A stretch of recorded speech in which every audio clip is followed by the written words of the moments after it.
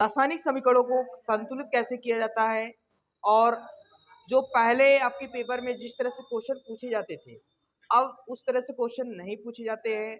आपको हिंदी में ही रिएक्शन दे दिया जाएगा, उसको आप रासायनिक सूत्र खुद से लिखोगे और लिख करके तब आप संतुलित करेंगे। ठीक है, तो ये पिछले साल से ही पेपर में चेंजिंग आ गया है, तो ध्यान दीजिएगा। आप डायरेक्टली आपको नहीं दिया जाएगा कि आप संतुलित करें, ठीक है, आपको हिंदी में दिया जाएगा। जैसे मैं आपको बता रहा हूं, इसमें कह रहा नाइट्रोजन हाइड्रोजन गैस से, नाइट्रोजन जो है हाइड्रोजन गैस से संयोग करके अमोनिया बनाती है। तो जरा देखिए, हमारे पास नाइट्रोजन है, नाइट्रोजन को हाइड्रोजन के साथ अपक्रिया कराएंगे, इसका मतलब ये है, संयोग का मतलब जोड़ना, अपक्रिया कराना। नाइट्रोजन को हाइड्रोजन के साथ संयोग, संयोग का मतलब होता है अपक्रिया कराना। किसके साथ? नाइट्रोजन को हाइड्रोजन के साथ। तो कह रहा है अमोनिया बनता है। क्या बनता है? अमोनिया। तो अमोनिया हमको बनता है, तो ये हम यहां लिख दे रहे हैं, अमोनिया। ठीक है ना, ये आपको खुद ऐसे करना पड़ेगा। अब इसका हम तत्व का नाम लिखे, प्रतीक, नाइट्रोजन का प्रतीक क्या होता है? N, लेकिन ये गैस होने के कारण N2 लिखेंगे। क्या लिखेंगे? N2। ऐसे इसमें ये क्या है? हाइड्रोजन, हाइड्रोजन के लिए क्या लिखेंगे? H2। क्यों? क्योंकि ये गैस अवस्था में रहते हैं। ठीक है, अब ये दोनों आपस में क्रिया करके क्या बनाएंगे? अमोनिया। तो यहां क्या बना लेगा? अमोनिया। क्या बनाएगा? अमोनिया बनाएगा। अब जरा देखिएगा, ये क्या संतुलित अवस्था में है? देखिए यहां नाइट्रोजन का 2 परमाणु और इसमें नाइट्रोजन का केवल एक ही परमाणु है, तो दोनों तरफ बैलेंस नहीं है। अपक्रिया में भाग लेने वाले पदार्थ को हम अभिकारक कहते हैं, और अपकारक से जो नया पदार्थ का निर्माण होता है उसे हम उत्पाद कहते हैं। तो अभिकारक और उत्पाद दोनों में परमाणु की संख्या देखते हैं बराबर है या नहीं। जब बराबर नहीं है तो ये असंतुलित होगा, अगर बराबर हो जा रहे हैं तो ये संतुलित होगा। तो जरा देखिए, इसमें नाइट्रोजन 2, इसमें नाइट्रोजन 1, तो ये बैलेंस वैसे ही नहीं है। इसमें हाइड्रोजन 2, इसमें हाइड्रोजन 3, तो अगर हम इसमें 2 से गुणा कर दें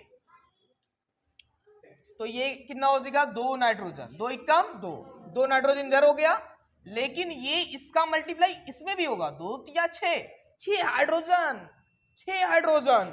इसके पास जो अभिकारक है उसके पास 2 ही है, तो इसको 6 बनाना है, तो इसमें भी 3 से गुणा कर दे रहे हैं। तो 3 दूना 6 हाइड्रोजन, 2 तिया 6, इसमें भी 6 हाइड्रोजन और 2 नाइट्रोजन इधर और 2 एकम 2।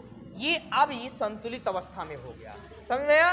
तो इसमें हमने क्या किया? 3 से गुणा किया था और 2 से। तो आप ऐसे पहले आप हिंदी में लिखेंगे, उसको उसके अणुसूत्र लिखेंगे, उसके बाद आप संतुलित करेंगे। तो यहां लिख लीजिएगा संतुलित समीकरण। कौन सा समीकरण?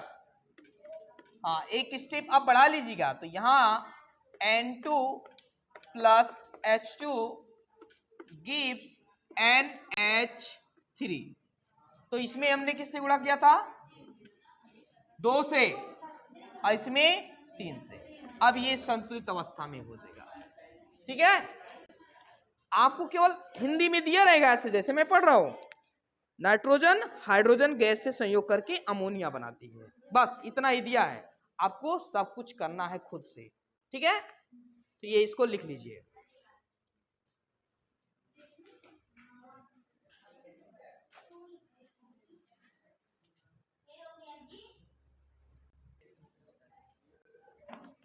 हो गया ना बाबू? चलिए इसमें दूसरा क्वेश्चन है, कौन सा बता दे? कौन सा बता दे? बी बता दे कि सी? हाँ, कह रहा है इसमें एल्यूमिनियम सल्फेट के साथ, एल्यूमिनियम सल्फेट के साथ अपक्रिया करके बेरियम क्लोराइड एल्यूमिनियम क्लोराइड एवं बेरियम सल्फेट का अवक्षेप प्रदान करता है। ठीक है, ये किससे क्रिया करेगा? एल्यूमिनियम सल्फेट के साथ अपक्रिया करके बेरियम क्लोराइड, ध्यान से सुनिएगा, एल्यूमिनियम सल्फेट के साथ अपक्रिया करके बेरियम क्लोराइड, मतलब बेरियम क्लोराइड किससे अपक्रिया करेगा? हाँ, इसको ध्यान दीजिएगा। रुकिए, आ रहे लाला।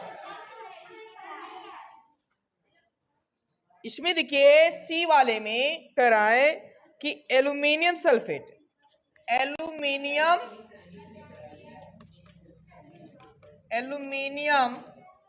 सल्फेट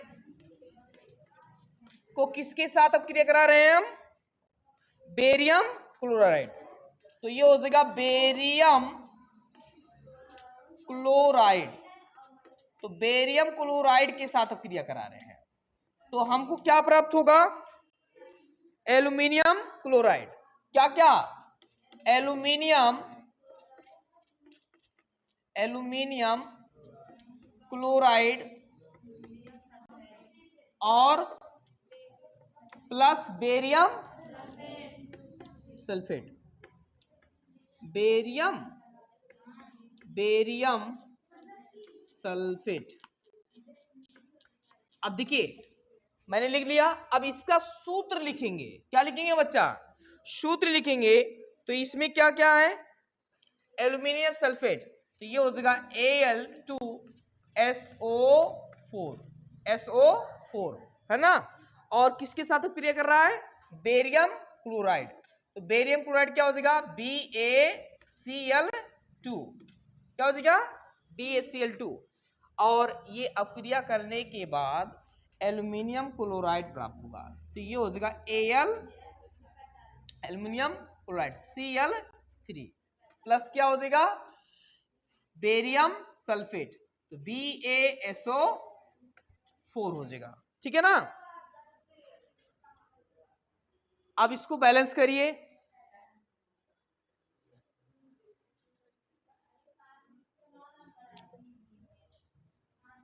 वैसे एल्यूमिनियम का जो संयोजकता होता है वो कितना? 3 होता है। 3 होता है। हाँ बबुआ, हाँ 3 होगा। 3 होगा। तो इसमें एल्यूमिनियम के कितने परमाणु हैं? 2। तो 3 दूना 6, मतलब ये 6 इलेक्ट्रॉन देगा। जबकि सल्फेट पे कितने आयन बनते हैं? 2 ऋण आयन। तो 2 ऋण आयन हुए, तो इसका मतलब कि कितने सल्फेट होना चाहिए? 3, तभी तो 2 3 6 होगा। इसका मतलब यहां सल्फेट कितना होना चाहिए? 3 होना चाहिए। क्या होना चाहिए? 3। सल्फेट पे 2 आयन होते हैं और 3 दूना 6 हो जाएगा, तो 6 परमाणु जुड़ेंगे। और इसके पास एल्यूमिनियम 3 इलेक्ट्रॉन दे सकता है, तो कितने एल्यूमिनियम? 2, तो 3 दूना 6, मतलब 6 इलेक्ट्रॉनों का आदान प्रदान होगा। ठीक है। तो इसलिए यहां सल्फेट पर कितने परमाणु रहेंगे? यहां 3 हो जाएंगे। अब जरा देखिए, अब इसको बैलेंस करना है। तो देखिए एल्यूमिनियम कितने? 2। इसमें एल्यूमिनियम 1 है, तो 2 से इसमें गुणा कर दें, तो 2 एल्यूमिनियम इधर भी, 2 एल्यूमिनियम इधर भी। देखो सल्फर, देखो यही सल्फर है, अकेले सल्फर है ना। तो कितना सल्फर हुआ? 3। तो 3 सल्फर यहां कहां हुआ? कहां बबुआ? एक ही है, तो यहां 3 से गुणा कर दिए। और ऑक्सीजन यहां 4, 4 तिया 12, तो ये कितना हो जाएगा? 3 चौको 12। बेरियम कितना? 1, बेरियम भी 1। ओ देखो 3 बेरियम है, तो यहां 3 से गुणा कर दिए, तो 3 बेरियम हो गया।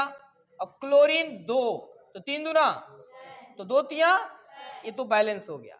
लेकिन लिखने के बाद तब आप संतुलित समीकरण यहां लिखिएगा, संतुलित समीकरण। बस हम आपको समझाने के लिए वो वहां पर लिख दिए, है ना। तो ये हो जाएगा Al2SO4 का whole thrice. plus 3BaCl2 gives 2Al Cl3 plus 3BaSO4 capital letter सब रहेगा बबुआ, ठीक है ना। अब जरा देखिए यहां से मैं हटा दे रहा हूं क्योंकि यहां केवल हमने इसका अणुसूत्र लिखा था आपको बताने के लिए, ठीक है ना। संतुलित समीकरण कहां लिखे हैं, यहां नीचे ना, तो ये आपका मेन है, बस इसको लिख लो। लिखने के बाद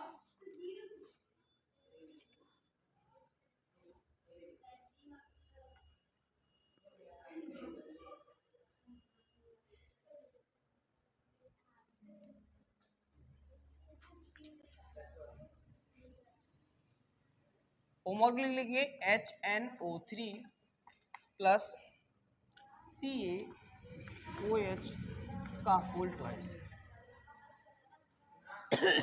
गिव्स CaNO3 का whole twice plus H2O।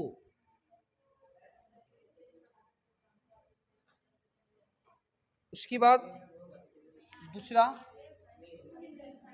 NaCl plus AgNO3 gives AgL plus NaNO3।